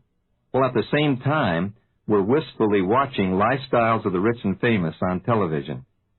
To put the problem and the opportunity in clear perspective, interdependence has replaced independence. You see, we can't win or even survive very long anymore unless we cooperate with one another. And there are three basic reasons for this. You've got to fully understand them and pass them along to your family members and to your business associates.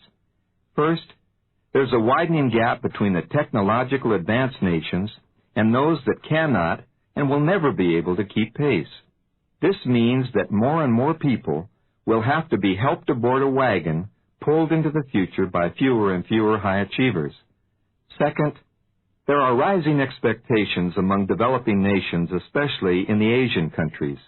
These expectations provide these nations the motivation and the incentives to outproduce us and gain a significantly bigger share of the standard of living pie. And third, we live in a shrinking fishbowl of a world, in the sense that instant satellite communications and supersonic and soon hypersonic travel will bring all the major cities of the world within a 3-hour commuting range. This will place the have-not peoples and the have peoples together, rubbing elbows on a daily basis. The economic and lifestyle imbalances will become even more visible, and the risk of terrorist-provoked nuclear blackmail will be greatly increased. The answer, of course, is winning teamwork, and it will work. The stage is set. If we help the underdeveloped nations and ourselves win, then we all win. We either win together or we lose together. Many intellectuals believe the idea of peaceful cooperation throughout the world to be a Pollyanna vision seen through rose-colored glasses. They're the cynics who believe that history always repeats itself because so far it always has. As we prepare to enter the 21st century, they remind us that the human track record is pretty grim. You see, no society has ever survived its own success. Whenever they do get on top for a period of time, they forget how they got there, and they rest on their laurels, playing king and queen of the mountain, and apathy, greed, laziness, and self-indulgence set in. and they fall on their rears. As each society has thrived in the past, creativity, interdependence, and mutual support have provided the synergy where the whole has been greater and better than the sum of all of the parts. At the peak period of success, takers were in the distinct minority because people were committed to the necessity to be givers, in other words, lovers of the group. But as each society flourished, China, Persia, Greece, Rome, Inca, Maya, France, Britain, and now America, more and more people become materially well off. And what's gone wrong is the failure of many people to stay committed to loving and caring about others and to continue to give to the total group so that all might survive. When survival is no longer an issue, it's very tempting to indulge in selfish, hedonistic pleasures.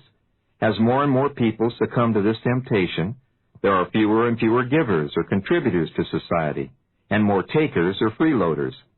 The result, which has repeated itself throughout human history, is a shift from a team effort to a struggle between the takers and the givers. Takers, of course, are those who live strictly for the pursuit of their own immediate pleasure, regardless of the side effects on future generations. But givers, on the other hand, enjoy pursuing goals that benefit themselves, their children, and everyone else's children as well. As each society in the past has reached material success, the takers have gorged themselves and the givers have been stuck with the check. This has continued until the society falls apart in moral and material bankruptcy, when the bill becomes unpayable, as the takers become the majority. But there's a ray of light among the thunderclouds as we approach the 21st century, and it could be as powerful and piercing as a big laser beam. We are actually learning from history, and we're beginning to move back to team play in the game of life. There's a growing awareness that the me-first generation is dead wrong and dead wood. Although alcohol, cocaine, and designer drugs are being consumed at alarming rates, there's a rising groundswell crying out that enough is enough, and that collective suicide is totally unacceptable. The giver's response to the taker's indulgence is in the fitness movement and new health consciousness, self-development programs, bicycles, treadmills, aerobics, nutrition awareness, walking, jogging, more outdoor activities, more team sports, quality circles, value-added management programs, shared responsibility, employee stock option programs, more community involvement programs, an all-out war on drug abuse, and more real concern for the hungry and needy masses. The economic success of Japan and its Asian neighbors has been a blessing in disguise. It's given our own corporate and government leaders a humbling awakening and a harsh lesson in productivity. The ability of the Asians to suppress their individual egos and feelings of entitlement, making them open to receive others' ideas and know-how, is one of their most important assets. Oversimplified, it's respect for the wisdom of parents and elders, and it fosters innovation by combining history and tradition with technological inventions so that balance and perspective can be maintained between generations. It combines lessons of the past with futurism, and it's diametrically opposed to the if it feels good, do it, and when in Rome, do as the Romans do mentality. And it's foreign to the famous yuppie T-shirt slogan, he who dies with most toys wins. The truth is, he or she who lives with most joys wins. Armed with this new and increasing awareness, you and I can win the game of life in the 21st century, and at the same time, we can prepare the playing field for future generations. So this cassette is for you to listen to, absorb, and re-listen to. It's for you to share with those individuals you really care about. I believe the winning keys that follow will unlock your door to success now and in the next century, and give you the winner's edge in your personal and professional life. I also believe the concepts will be just as relevant in the year 2020 as they are today.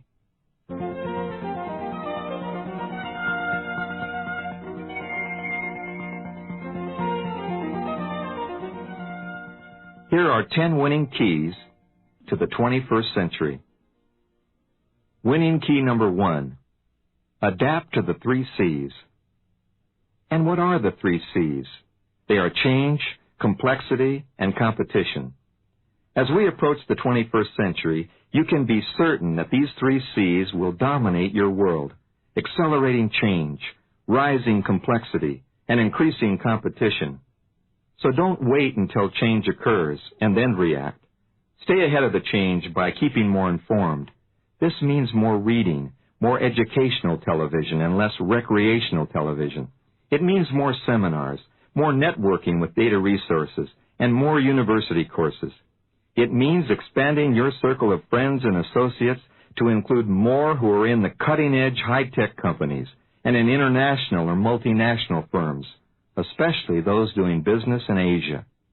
To handle increasing complexity, you need to become user-friendly with your computer, even if it means hiring an expert to break down your barriers.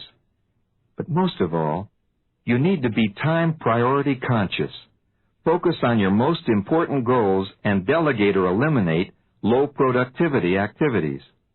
Winning competitors in the 21st century won't be obsessed with beating out the other person and stepping on others' heads to get to the top. Their motivation will be to do such a good job at their assigned task that they will always be regarded as among the top in a vast field of excellent talent. In the long run, the right approach to competition is that everyone is better off just for having run his or her best race. Real competition comes from those who love to give the customer the highest quality service at a reasonable price and attract repeat business.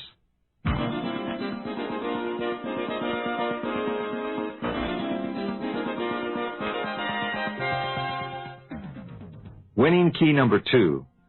The winner's secret is enjoying the game. If you enjoy your work, you'll do it better. You see, joy cannot be found outside yourself, nor should it be confused with happy hour escapism. Never work solely for the money. Also, don't equate your position or your status with your personal barometer for happiness or success.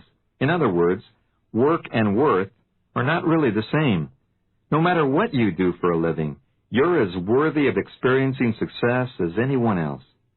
Identify your abilities and skills. Do a feasibility study. Of all your talents, which have the most promise for future development? What do you really enjoy doing most? Try to incorporate what you really like to do into your career, and also try using more of your hobby skills in your daily profession. Make all of your life a hobby that you pursue with the eagerness and enthusiasm that you bring to an exciting outing on Saturday.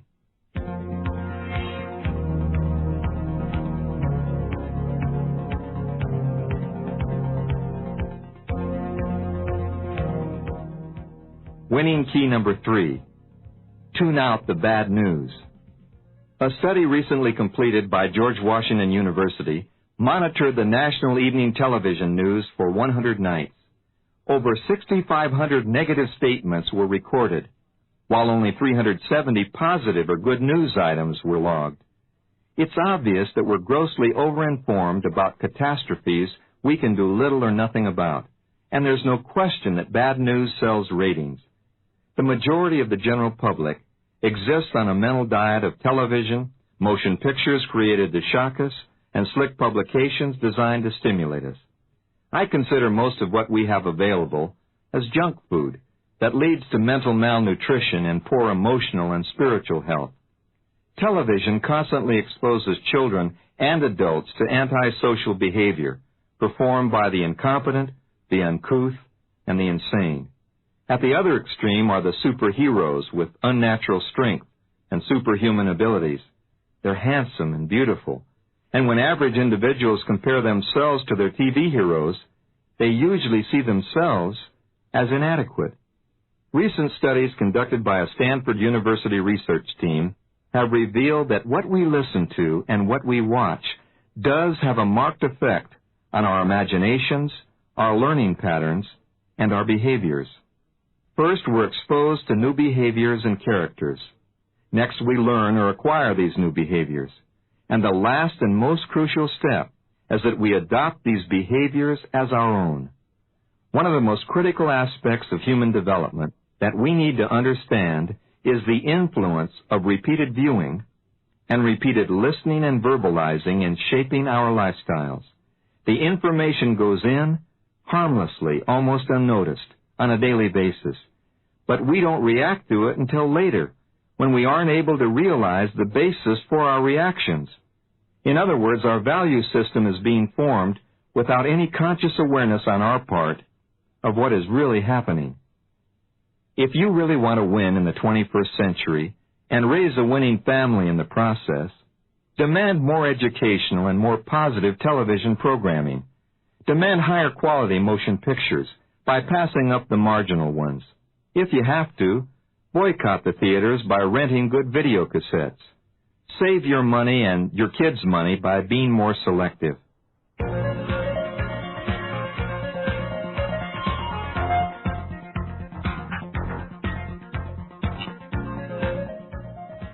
Winning key number 4. Become a lifelong learner. You know, school is never out for the winner. Continuing education in today's world is the rule rather than the exception. But many people still believe that life is lived in 3 distinctly separate phases. Phase 1, you go to school until you graduate with a certain amount of knowledge. This should take about 12 to 16 years, they figure. Phase 2, you go to work and use your school knowledge to advance as fast as you can. And you earn as much as you can and get some kind of financial nest egg built up. Phase 3, you finally reach your real goal. You retire and go to pasture trying desperately to make up for all the years you wasted in school and at work. This prevalent limiting attitude has been called the 3 boxes of life, and you and I are not going to fall into them. If you're in the early stages of your career, consider these facts. Because of accelerating change, rising complexity, and increasing competition in the world marketplace, you can expect to make at least 4 career changes in your life. And there's a good chance that one or more of the companies that you work for will be acquired by a more aggressive one, or will become non-competitive, or will be forced out of business altogether. And big organizations are just as vulnerable as small ones. That's why you must never stop learning and never complete your skills training or your personal and professional development. You must become a lifelong learner to remain in the game as a valuable player. So view yourself as you incorporated, and incorporate your mental assets. By building your book value through continuing education, and by raising the value of your own stock in yourself, by investing in skills training to anticipate change, you'll continue to be sought after as a one-person service corporation by employers who will compete to retain you and to buy from you. So from now on, treat yourself as you incorporated, and you'll always be in demand and command the highest price for your own brand of excellence.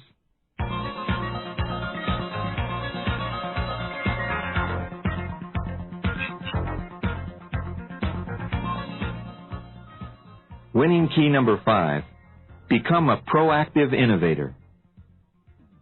There are 4 basic modes of thinking in today's society that individuals have adopted and embraced. 30% of the population are victims of the system in their own minds. They are inactive, and they wait for someone to save them, or they wait for the next catastrophe. 50%, or half the population, are survivors or sustainers. They see themselves swept along by environmental and market conditions. They take one day at a time, with no real game plan or goals. They are reactive, and they wait for a trend, a problem, or a change to occur before they react with a decision that will sustain them. And 10% of the population are dreamers. They're active, dreaming up new ideas in the shower every morning that will change the world or make them successful. They are very active, but they never really get out of the shower, dry off, and take action on their ideas in time to catch a trend. And finally, there are the 10%, like you, who are the innovators. While the victims are inactive, waiting and dreading, while the survivors are reacting and hanging in there, and while the dreamers are in the shower, active but non-productive, the innovators are out of the shower, dressed, ready, and proactive in the market. The innovator for the 21st century has the visionary's ability to look ahead, the philosopher's ability to learn from history, the inventor's ability to employ breakthrough concepts, and the entrepreneur's ability to deliver those concepts profitably and effectively to the marketplace. To win in the 21st century, you've got to become more of a proactive innovator by anticipating change, yes, even welcoming change, and ride the front end of the wave while it is still building and curling. Be a trend spotter and be a wave rider right into the 21st century.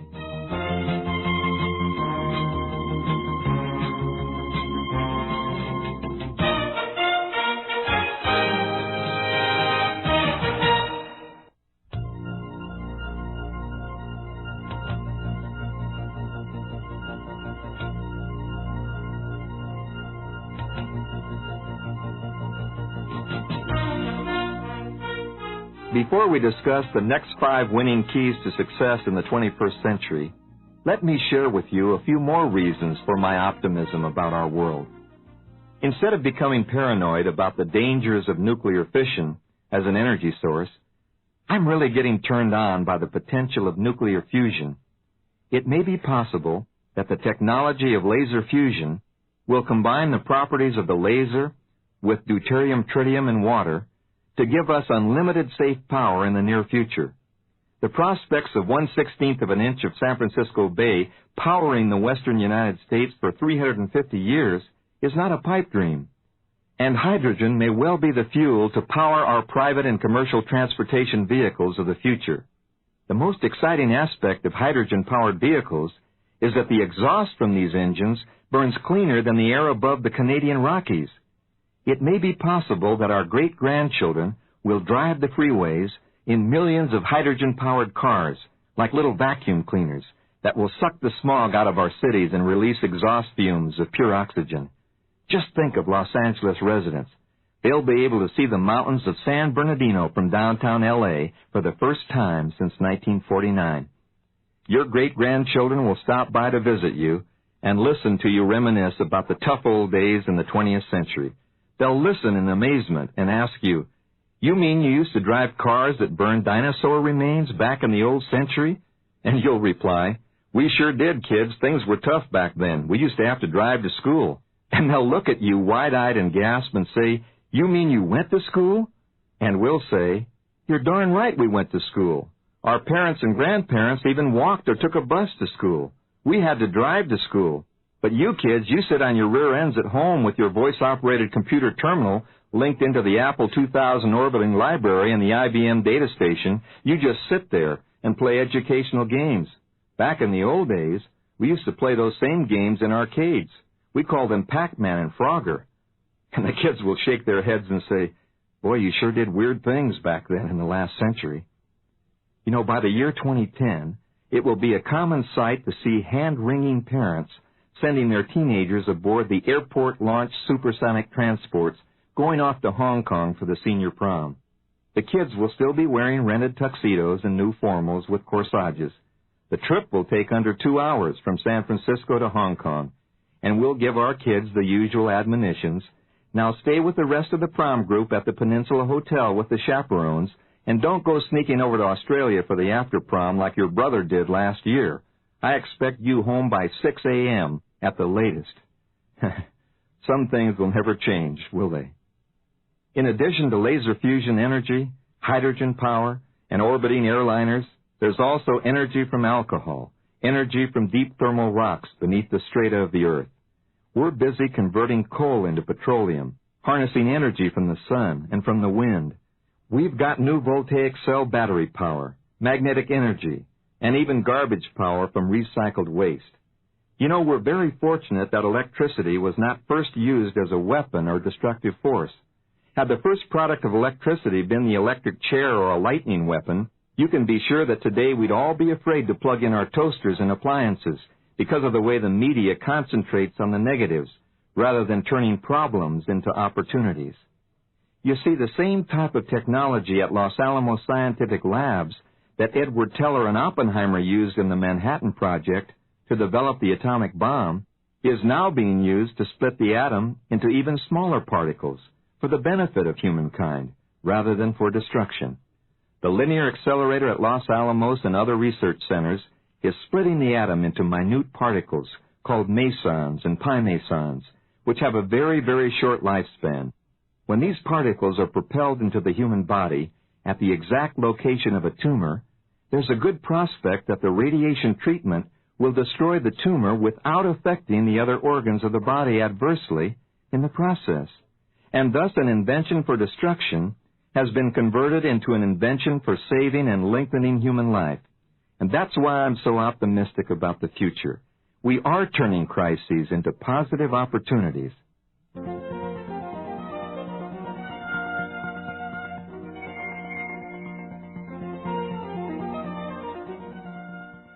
Now let's talk about the second 5 winning keys to the 21st century. Winning key number 6, learn to be an intuitive manager. Now's the time for whole brain thinking and decision making. Thousands of years ago, we were more emotional and intuitive. As we learned how to use tools and communicate, we developed into a left brain society, utilizing verbalization, logic, and practical step-by-step solutions to our problems. The technological progress has been staggering, and we seem to have accomplished more in the final 50 years of the 20th century than in all of the previous years of history combined. And this is just the beginning. The computer and voice-operated terminal will make the electric typewriter as obsolete as a butter churner in a few short years. We have a tremendous opportunity for a new age of creativity. As the professional and personal computer take over many of our analytical left brain functions, our time and our minds will be more available. We should be able to experience interpersonal relationships based more on feelings and emotions than we have been in the past. We'll become intuitive managers. With our sharpened right brain awareness, we'll be able to sense the precursors and the beginnings of problems. We'll notice body language, hidden agendas, nuances, and subtle trends. And because changes will occur so rapidly, we'll be able to integrate bits of incoming data and quickly match this data with experience we've stored in our minds. Using both sides of our brain as a partnership, we'll match our head analysis of a problem with our gut feeling or right brain intuition to make the most effective decisions. And because we will have learned to relax and simulate, we'll be able to instinctively recall and perform winning moves. All it takes is more awareness and more practice.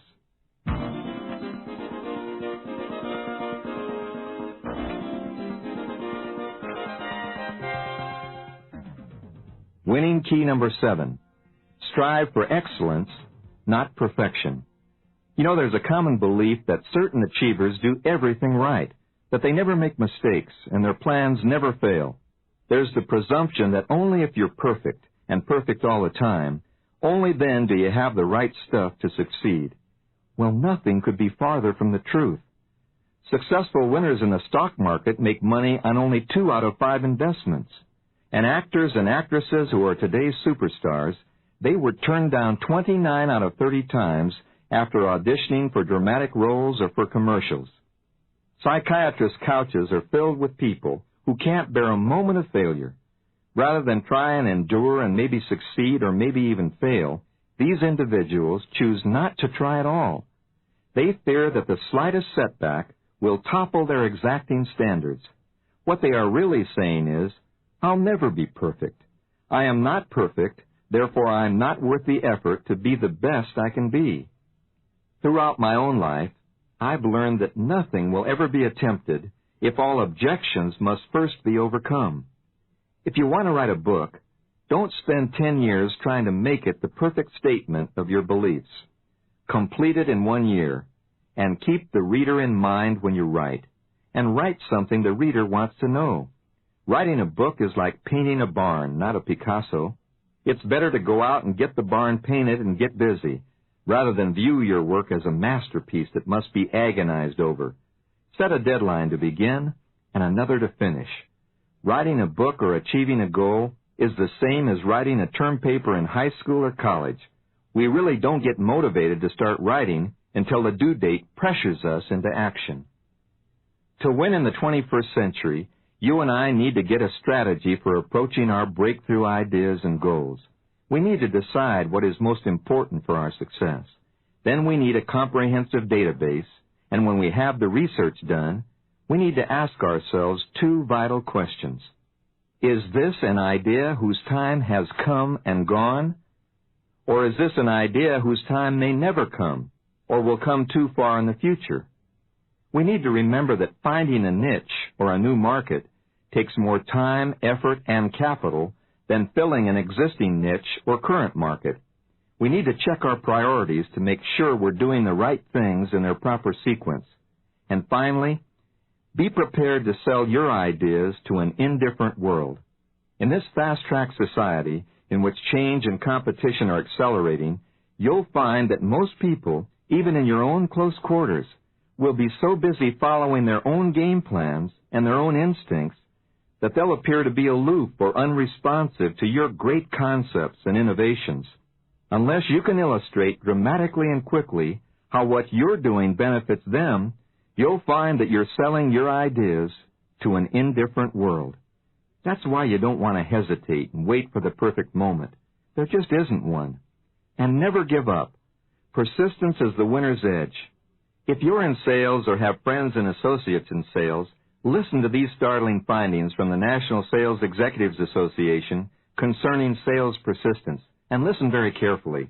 You'll be as amazed as I am. 80% of all new sales are made after the fifth call to the same prospect. 48% of all salespersons make one call and then cross off the prospect. 25% quit after the second call. 12% of all salespersons call 3 times and then quit. And guess what? Only 10% of all salespersons keep calling. And what do they get? They are the highest paid people in the world, along with a few celebrities, corporate captains, and professionals. The 10% who persist get the real payoffs. They collect the dividends on what all the others invested. Welcome to the top 10% club, the ones who persist and go for excellence, not perfection.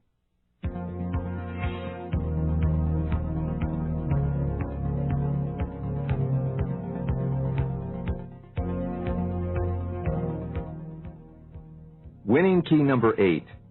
You are your financial security.